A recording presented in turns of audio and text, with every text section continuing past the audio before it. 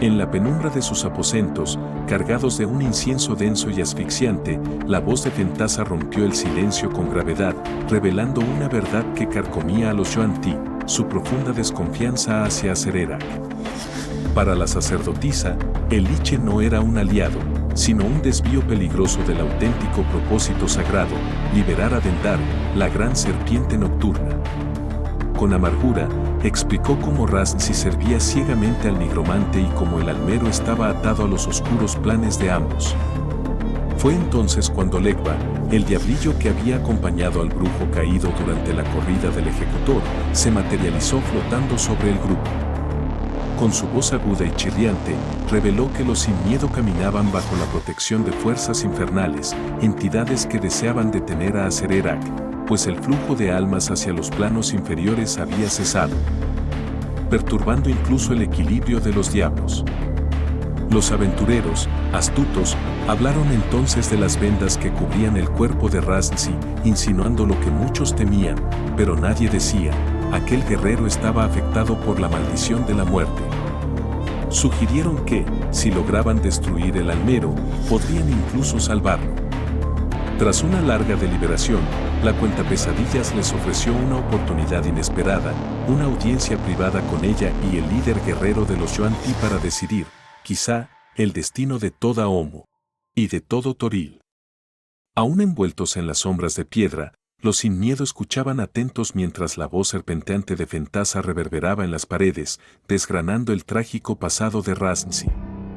Les contó que, en otro tiempo, Razzi fue un paladín humano, firme defensor de Mezro, la urbe bendecida por el dios Uptao. Pero al término de la gran guerra civil que dividió a las tribus Tabaxi y Esowe, el celo por proteger su ciudad lo arrastró a la locura. Emprendió una cruzada sangrienta, exterminando hasta el último de los Esowe, a quienes culpaba del ataque a Mezro. Lejos de buscar redención, levantó un ejército de muertos vivientes para reclamar la ciudad, pero fue derrotado y desterrado. Más tarde, cuando la ciudad sucumbió aparentemente ante la plaga de conjuros, Razzi perdió sus dones divinos. Lleno de rencor, se declaró enemigo del mundo y, en su desesperación, buscó refugio entre nosotros los Yuan-ti. Aquí se convirtió en uno de nosotros. Pero la desgracia no terminó ahí. El archiliche Acererak trajo consigo nuevos horrores a la selva: girayones y tiranosaurios zombis, bestias levantadas de la tumba para sellar una alianza forjada en sombras y traiciones. Con toda la verdad expuesta, los sin miedo asistieron a la reunión con ambos líderes.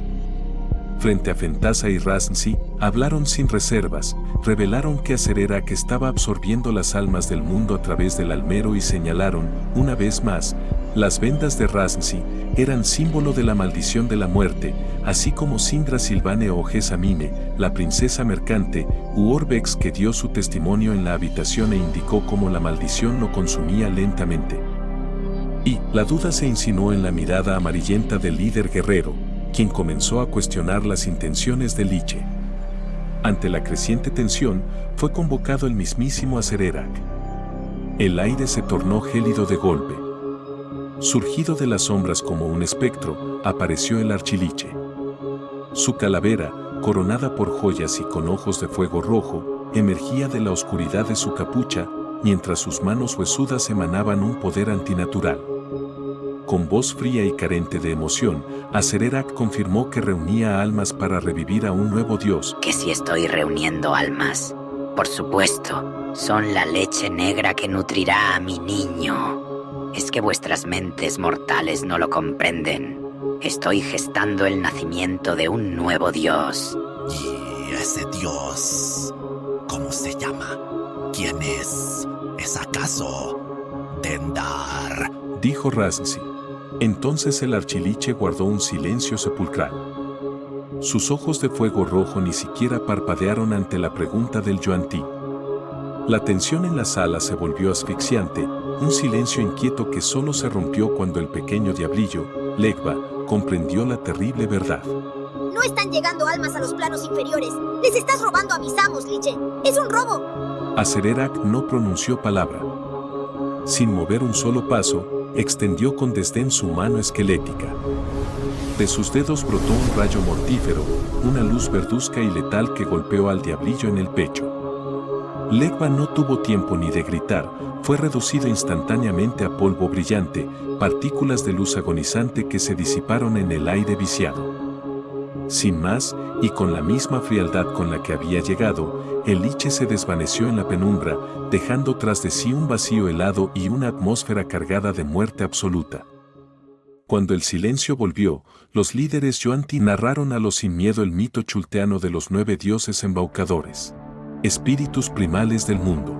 Relataron que hace mucho tiempo, el dios Uptao endureció su corazón y juró dejar de llorar por su pueblo. Las lluvias cesaron, la selva se marchitó y la muerte se extendió.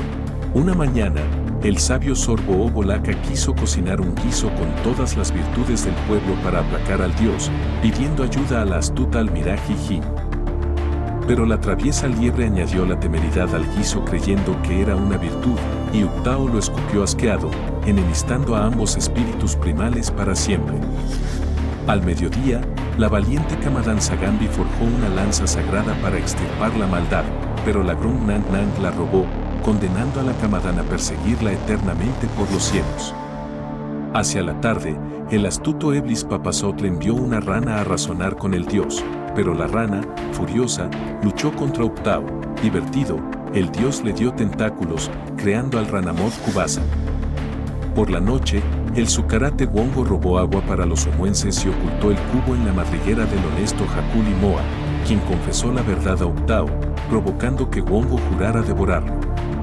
Solo el caracol ajeno, atraído por el ruido, logró con el reflejo del sol en su concha cegar a Uptao y hacer brotar lágrimas de sus ojos, devolviendo la vida a Om. Pero Fentasa terminó el relato con un matiz sombrío. Hace poco más de un siglo, Asererak había entrado en la ciudad y dado muerte a los 9 dioses embaucadores. Esclavizó a los omuenses y los forzó a excavar una inmensa tumba bajo uno de los acantilados que rodean la ciudad. El archiliche diseñó brutales desafíos para cada una de las cámaras mortuorias que llenó de acertijos e ilusiones para engañar a los intrusos. Cuando el trabajo de edificación terminó, utilizó a sus esclavos para probar la eficacia de esta trampa mortal.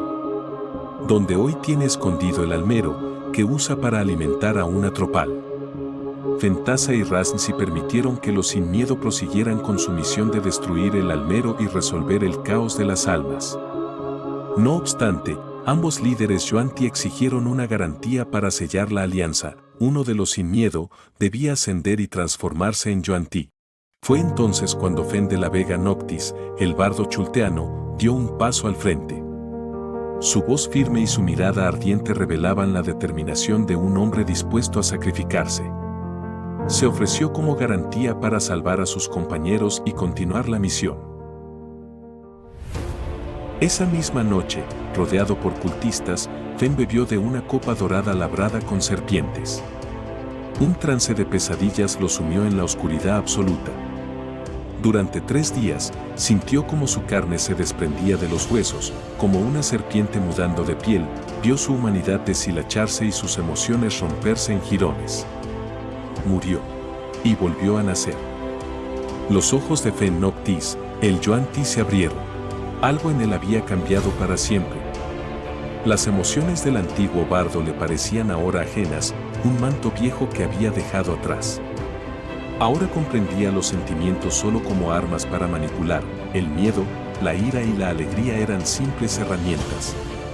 Observó a los cultistas con una calma fría y letal. Fen Noctis había nacido, y en su interior ardía una nueva hambre, romper todas las ataduras mortales. Durante los días siguientes, mientras el grupo se preparaba, Fen recorría las ruinas de Omu mirando el mundo con ojos reptilianos.